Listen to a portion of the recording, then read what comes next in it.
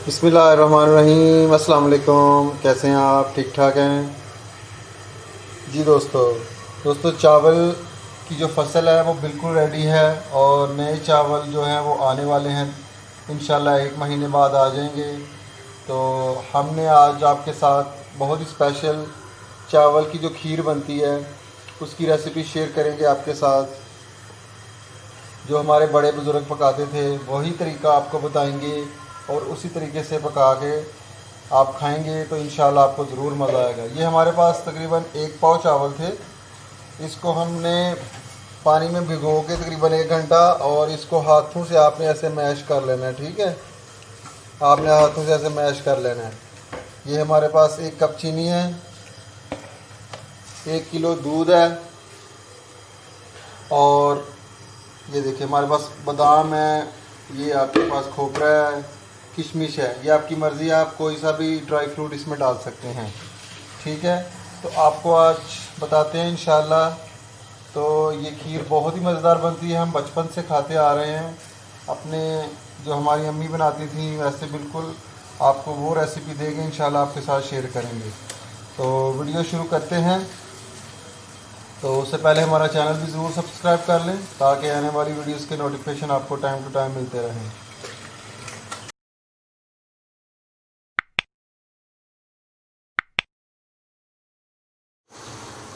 जी तो व्यूअर्स, पानी हमारा उबल चुका है। ठीक है, अभी इसमें अपने मैश किए हुए जो चावल हैं वो डालेंगे।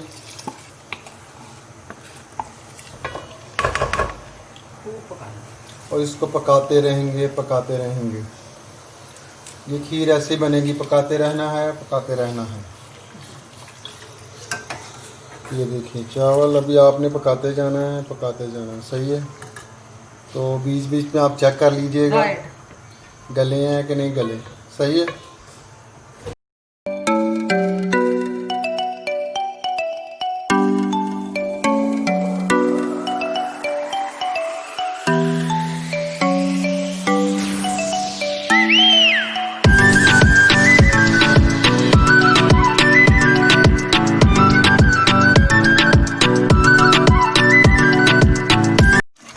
जी तो दोस्तों ये देखिए हमारे चावल माशाल्लाह बिल्कुल गल चुके हैं। ये देखिए, आपने इसको हाथ लगा के भी चेक कर लीजिएगा। अभी बहुत गर्म है। तो अभी हम इसमें दूध डालेंगे।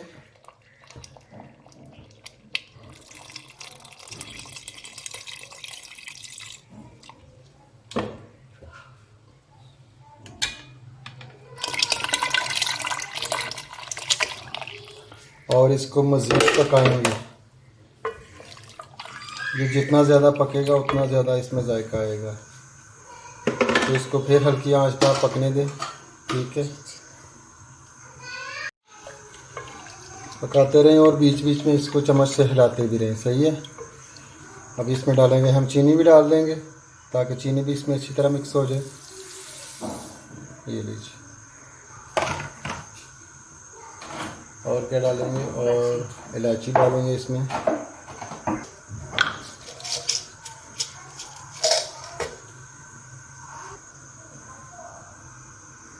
ये 3 इलायची हमारे पास छोटी वाली, इसको आप खोल के डालिएगा। सही है।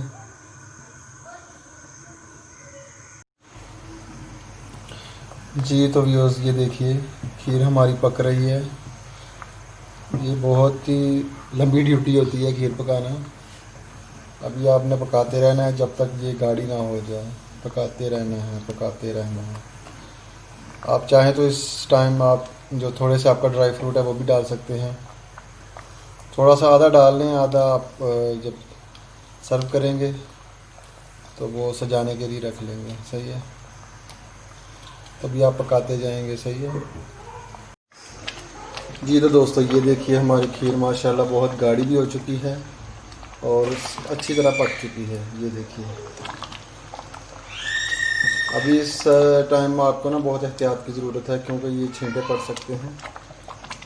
बुलबुले निकल रहे हैं गरम गरम, तो आपको एहतियात के साथ पकानी है। ठीक है, तो अभी ये तकरीबन पक चुकी है। अभी सिर्फ 5 मिनट और पकाएंगे।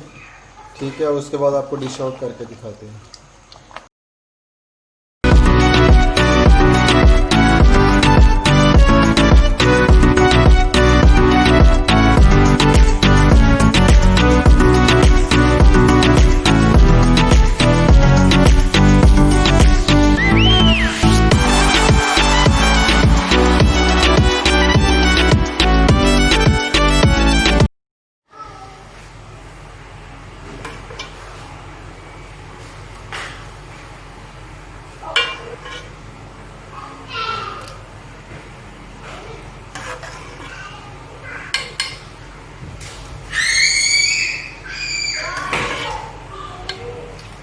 آپ اس کو ڈال کے اس بول میں ڈال کے آپ تقریباً اس کو 2 سے 3 گھنٹے فریج میں رکھیں. پہلے اس کو روم ٹمپریچر پہ آپ نے ٹھنڈا کرنا ہے ادھر کمرے کے اندر نا, کچن کے اندر. جب یہ مکمل ٹھنڈا ہو جائے پھر آپ نے اس کو فریج میں رکھنا ہے اور 2 گھنٹے آپ نے کم از کم فریج میں رکھیں تو پھر کھائیں تو انشاءاللہ آپ کو بہت مزہ آئے گا. ڈرائی فروٹ کے ساتھ آپ اس کو گارنش کریں. اس کے اندر بھی ہم نے ڈالے ہوئے ہیں تو یہ سرونگ کے ٹائم آپ ڈالیں گے تو مزہ آئے گا انشاءاللہ. جی تو ویوز یہ دیکھیے ہماری ڈش آؤٹ کر کے ہم نے آپ کو دکھا دی ہے. تو آپ بھی ضرور یہ کھیر بنائیے گا. ہم نے آپ کو بالکل جو جینون طریقہ ہے, جو اصلی طریقہ ہے اس کا, جو ہم نے اپنے بڑوں سے سیکھا ہے ویسے آپ کو کر کے بتایا ہے. تو آپ اس طریقے سے بنائیں تو انشاءاللہ آپ کو ضرور مزہ آئے گا. آپ کسی کو بھی مہمانوں کے آگے بھی رکھیں گے, وہ ان کو کھلائیں گے تو وہ بھی انشاءاللہ آپ کی تعریف کریں گے. تو اگر آپ کو ریسیپی اچھی لگے تو میرے چینل کو ضرور سبسکرائب کر لیں, ویڈیو کو لائک کریں, شیئر کریں فیملی فرینڈس کے ساتھ. تو بہت ساری دعاؤں کے ساتھ ابھی مجھے دیجیے اجازت. اللہ حافظ.